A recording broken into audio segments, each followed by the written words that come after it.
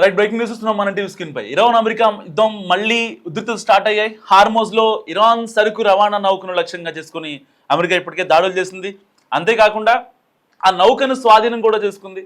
దీంతో ఇరాన్ కూడా ఇప్పుడు ప్రతీకారంగా అమెరికా సైనిక నౌకలపై డ్రోన్ దాడులు చేస్తుంది. సో దీంతో మళ్ళీ పశ్చిమాసియాలో మిడిల్ ఈస్ట్లో మళ్ళీ ఉధృతులు స్టార్ట్ అయ్యాయి. శాంతి ఒప్పందంతో పరిస్థితులు చక్కబడతాయని అనుకుంటుంటే మళ్ళీ మొదటికొచ్చే పరిస్థితులు కనిపిస్తున్నాయి. సో రెండో విడత ఇస్లామాబాద్ వేదికగా చర్చలు జరగనున్నాయి. మరి ఇలాంటి సమయంలో మిడిల్ ఈస్ట్లో మళ్ళీ టెన్షన్ వాతావరణం నెలకొంది. ఓమన్ సముద్రంలో అమెరికా సైనిక నౌకలను లక్ష్యంగా చేసుకుని ఇరాన్ డ్రోన్ దాడులు చేస్తోంది. సో మరి కాసేపట్లో ఈ యొక్క ఇస్లామాబాద్ వేదికగా శాంతి చర్చలు, దౌత్యవేత్తలు చర్చలు జరుపుతున్నారు.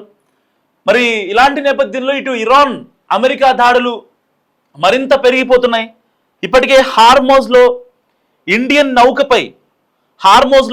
నౌకపై కూడా ఇరాన్ తన డ్రోన్ దాడులు చేసింది. దాదాపుగా 20 లక్షల బ్యారెళ్ల చమురుతో వెళ్తున్న నౌక కింద సీమైన్ తగలగానే, ఏదైతే సముద్ర అంతర్భాగంలో సీమైన్స్ ఉంటాయి, సో ఆ షిప్ వెళ్ళే టర్బైన్స్కి సో చాలా వెయిట్తో వెళ్తూ ఉంటాయి. 20 lakh బ్యారెల్ చమురు అంటే చాలా పెద్ద విషయం. సో అలాంటి షిప్ కింద టర్బైన్స్ ఉంటాయి కదా, ఆ టర్బైన్స్ యొక్క వేవ్స్ తగిలి షిప్ పేలిపోయింది.